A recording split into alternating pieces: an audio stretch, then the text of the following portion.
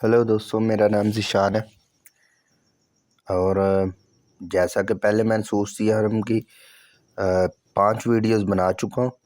ये छठा लेक्चर है। इसमें हम एंट्री पॉइंट्स के बारे में सीखेंगे और एंट्री पॉइंट्स को कैसे बनाना है, इसकी लोकेशन क्या है और कैसे इसे हिट करना है।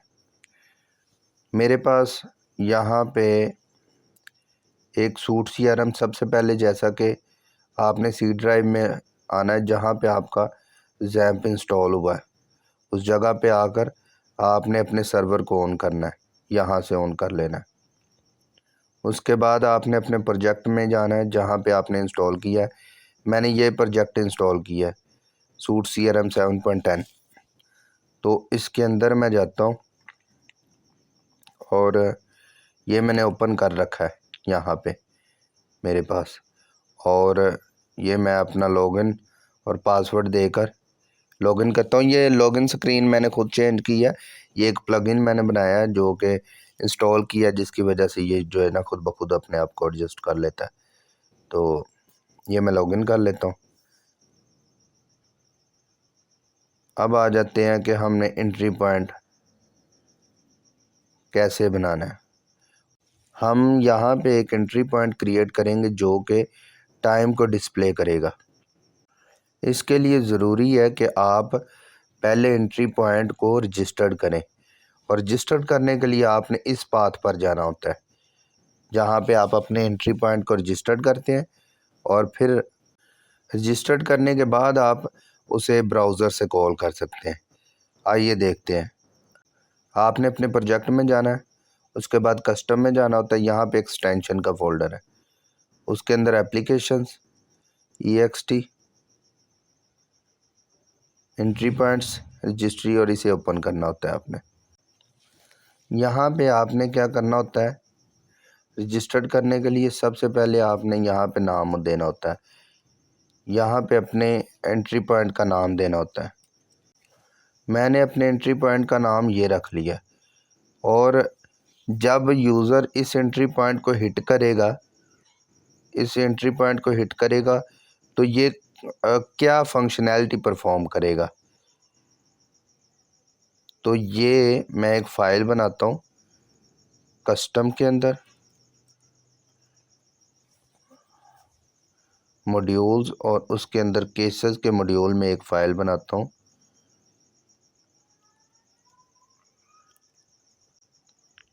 ये कस्टम आ गया, मॉड्यूल्स, और मॉड्यूल्स के अंदर केसेस के अंदर मैंने एक फ़ाइल बनानी थी। जैसा कि आप देख सकते हैं मैंने ये एंट्री पॉइंट की फ़ाइल बना ली है। सेम नेम होना चाहिए इस फ़ाइल का, और जो एंट्री पॉइंट में आपने पाथ दिया उसका ये सेम नेम होना चाहिए। अभी इसके बारे में मज़ीद बात कर लेते हैं, ये ऑथ ट्रू के बारे में। मैंने इस फ़ाइल को ब्राउज़र में ओपन कर लिया है। अब मैं इसके ऊपर फंक्शनैलिटी करूँगा। इसके अंदर आप कोई भी कोड लिख सकते हैं, जैसे कि मैं अभी वक्ती तौर पे ये लिख लेता हूँ। अब जब भी यूज़र इस एंट्री पॉइंट को हिट करेगा, इस वाले एंट्री पॉइंट को, तो वो इस फाइल पे जाएगा जो कि प्रिंट करेगी हेलो वर्ल्ड। जब भी आप एंट्री पॉइंट को रजिस्टर्ड करते हैं तो सबसे पहले आपने जो काम करना होता है वो ये होता है कि आपने एडमिन में जाकर अपने जो ये प्रोजेक्ट है इसे आपने रिपेयर रीबिल्ड कर लेना होता है। यहाँ से आपने एडमिन के अंदर आना होता है, उसके बाद आपने रिपेयर के अंदर आना होता है, और फिर रिपेयर एंड रीबिल्ड। ये कुछ टाइम लेता है, उसके बाद ये रिपेयर रीबिल्ड हो जाता है।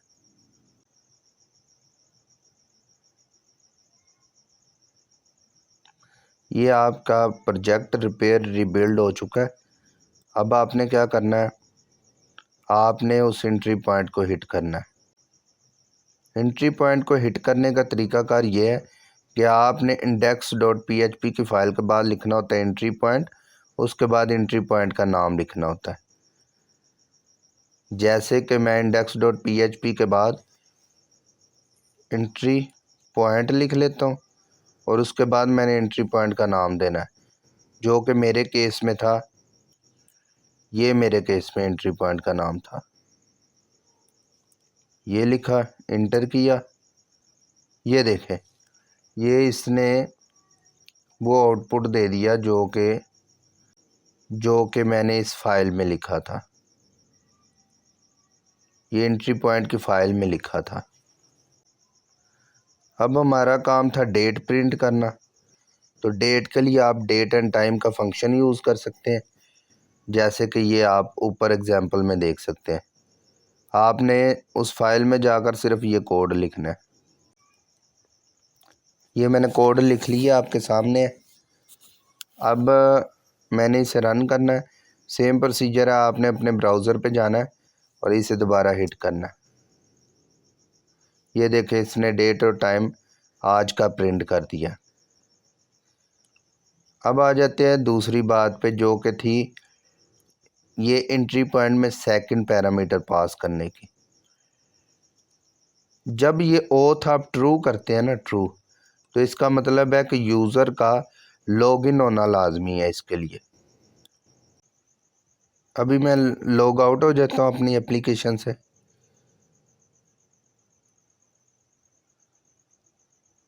लॉग आउट हो गया।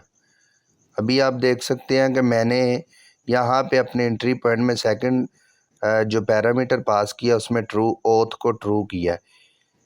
अब मैं अभी लॉगिन नहीं हूँ और मैं सेम एंट्री पॉइंट को दोबारा हिट करने की कोशिश करता हूँ, तो ये देखें उसने मुझे उस एंट्री पॉइंट पे जाने नहीं दिया। अब मैं लॉगिन होने के बाद उस एंट्री पॉइंट को हिट करूँगा।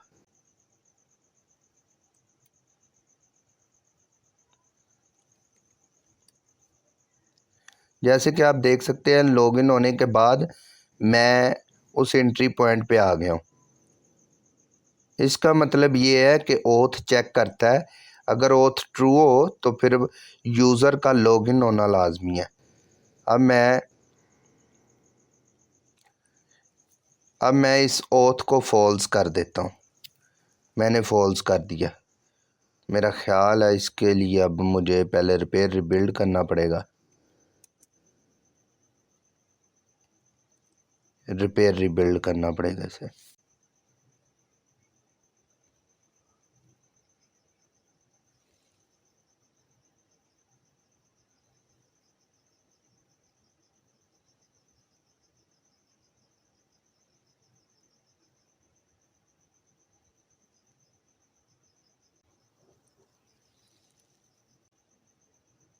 जैसे कि आप देख सकते हैं कि मेरा प्रोजेक्ट अभी रिपेयर रिबिल्ड हो चुका है, ये आप देख सकते हैं। अभी मैं लॉग आउट करता हूँ।